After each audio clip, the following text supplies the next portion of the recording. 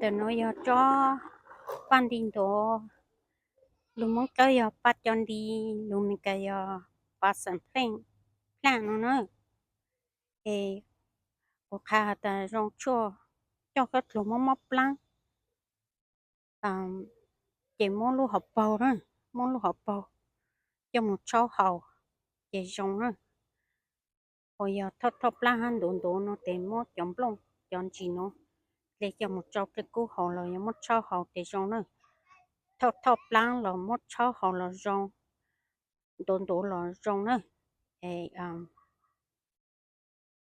cũng mất khá cho nó chụp cái tàu xe nữa. So it's good for your period. When you have period, you have stomach cramp, use the root to make tea and drink. When you have diarrhea and vomiting, use the tap or the leaf to make tea and drink. So it will help you. Chị cũng mất hạt lên nó xin nữa. Để cho bé mà hạt luôn nữa.